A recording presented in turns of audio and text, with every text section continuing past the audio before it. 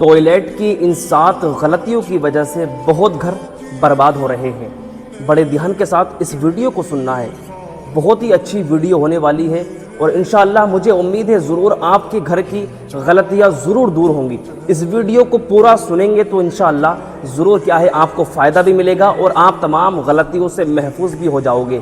देखिए, टॉयलेट की इन 7 गलतियों की वजह से बहुत घर बर्बाद हो रहे हैं।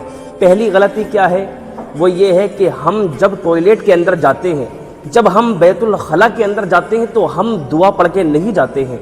दुआ हम नहीं पढ़ते हैं, जिसका नुकसान ये होता है कि हम जब टॉयलेट के अंदर जाते हैं तो खबीस जिन्नात जो क्या है, वहाँ जो जिन्नात वगैरह होते हैं वो हमारे ऊपर असरअंदाज होने का उनका अंदेशा है। आपने देखा होगा बहुत से घरों में जो हमारे इस्लामी बहनों के ऊपर, इस्लामी भाइयों के ऊपर जो जिन्नात का जो असर हो जाता है, हम इन छोटी छोटी बातों पर ध्यान नहीं देते हैं, तवज्जो नहीं देते हैं, जिसकी वजह से हम आगे चल के बहुत बड़ा नुकसान उठा लेते हैं। ठीक है, तो देखिए, टॉयलेट की ये गलती कि हम दुआ पढ़ के नहीं जाते हैं। हमारी इस्लामी बहनें जिनके ऊपर असर हो जाता है, जिन्नात का असर हो जाता है, तो वो क्या है, वो फिर बाबाओं के पास जाती हैं, फिर वो मियाँओं के पास जाती हैं।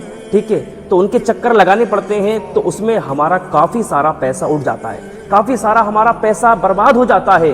तो जब भी तो कहते हैं कि टॉयलेट की गलती, छोटी सी गलती, इस पर तवज्जो देना चाहिए, इस पर ध्यान देना चाहिए। ठीक है, मुझे उम्मीद है हमारे इस्लामी भाई, इस्लामी बहनें इस बात पर ज़रूर तवज्जो देंगे और इस बात पर ज़रूर ध्यान रखेंगे।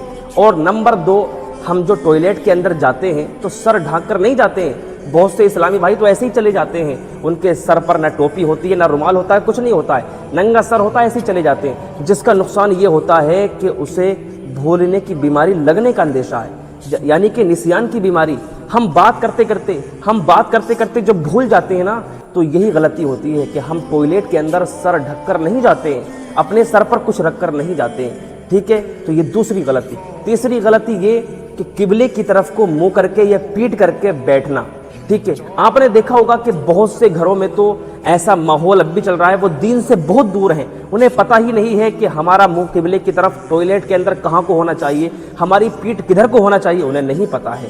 तो किबले की तरफ हमारा मुंह और पीठ नहीं होनी चाहिए, ये बेअदबी है और अदब के खिलाफ है। ठीक है, और इससे घर में बेबरकती आती है, इससे घर में क्या है, बेचैनी, बेसुकूनी आती है इससे घर में। ठीक है प्यारे इस्लामी भाइयों, आप समझ गए होंगे। और नंबर 4, जब भी आप टॉयलेट के अंदर जाएं तो इत्मीनान से पेशाब करें, इत्मीनान से अपनी हाजत को पूरा करें। क्यों? इसलिए कि जल्दी जल्दी अगर आप करेंगे तो क्या है, आपके कपड़ों पर, आपके जिस्म पर गंदगी लगने का अंदेशा है। ठीक है, अल्लाह के नबी इरशाद फरमाते हैं कि कब्रों में ज़्यादातर जो अजाब होता है वो क्या है, पेशाब की छींटों की वजह से होता है। ठीक है, तो एहतियात के साथ पेशाब करें। जब आप तो टॉयलेट के अंदर जाएं तो क्या है, पेशाब एहतियात के साथ करें, इत्मीनान और सुकून के साथ करें। नंबर 5, गुस्ल खाने में पेशाब ना करें, इससे भी घर में बेबरकती आती है, इससे घर में क्या है, बेचैनी आती है, घर की बरकतें उठ जाती हैं।